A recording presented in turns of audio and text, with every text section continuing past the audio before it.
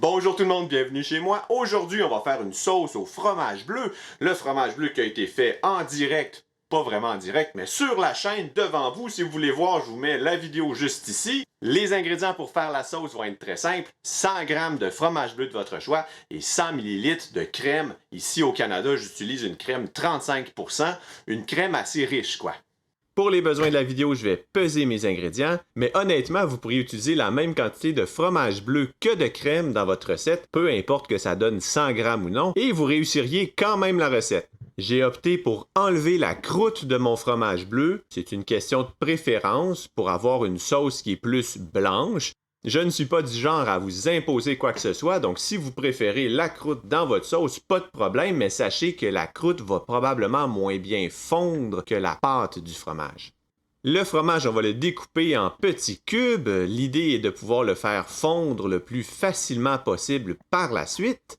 Comme j'ai dit tantôt, la crème que j'utilise ici est une crème 35%, mais je sais qu'à travers la planète, les crèmes peuvent varier en taux de matière grasse. Utilisez une crème qui est assez riche, tout simplement. Pour une sauce qui est plus liquide, vous pourriez utiliser aussi de la crème 10-15% ou même, j'ai vu certaines personnes utiliser du lait dans leur recette. Ça donne une sauce qui est beaucoup plus liquide par contre. Très important, le fromage, on veut le faire fondre à feu doux. Je l'ai mis au minimum possible de mon côté. Prenez votre temps, vous allez obtenir de bien meilleurs résultats.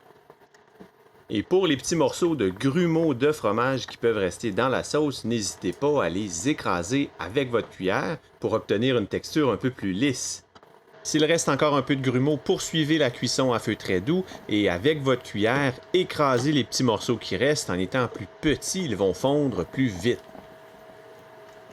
Une fois le fromage bien fondu, on va ajouter du sel, du poivre au goût. Évitez de faire cuire votre sauce trop longtemps, elle risque de s'évaporer et de devenir très dense. Si jamais la texture n'est pas assez liquide pour vous, vous pouvez ajouter encore de la crème, bien mélanger la sauce à la nouvelle crème, puis rectifier l'assaisonnement au besoin. Vous avez vu faire cette sauce, c'est très rapide, je vous conseille de la faire à la toute dernière minute, par exemple lorsque vous faites cuire votre viande, puisqu'elle deviendra un peu plus dense en baissant en température, donc vous devrez la réchauffer à nouveau, rajouter de la crème et vous allez un peu devoir refaire votre sauce une deuxième fois. Attendez à la dernière minute. Dès que la consistance désirée est atteinte, que votre fromage est bien fondu, retirez du feu. Cette sauce, je vais l'utiliser avec du steak. J'ai utilisé une coupe de style T-bone que je sors environ 45 minutes avant la cuisson sur le grill. Je les sale et poivre des deux côtés et je les laisse à température ambiante durant tout ce temps pour qu'ils remontent en température et qu'une fois placés sur le grill, je n'ai pas à les faire cuire trop longtemps pour que le centre de ma viande soit à la bonne température.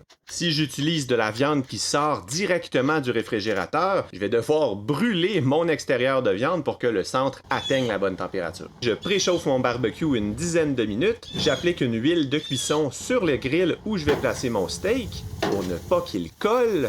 Pour cette coupe de viande, une cuisson que j'aime bien, 4 minutes de chaque côté, puis je réserve sur le côté hors du feu durant 2 minutes. Au total, ce sont 10 minutes bien investies pour avoir un steak succulent à vous mettre sous la dent. Après la cuisson, je sors ma viande du feu et je la laisse reposer 5 minutes pour qu'elle se détende et pour que les jus se redistribuent.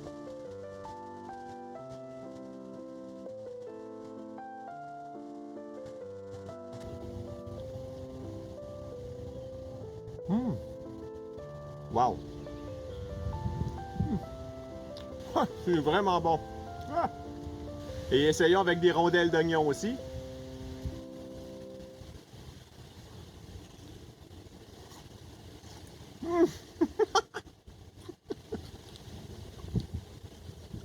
Ça passe le test. Si, comme moi, faire du fromage à la maison ou des recettes à base de fromage vous intéresse, je vous mets 2 vidéos juste ici. Cliquez, on se retrouve de l'autre côté. Je suis certain que vous allez apprendre quelque chose de nouveau. D'ici là, tout le monde, comme toujours, prenez soin de vous. À la prochaine. Bye bye!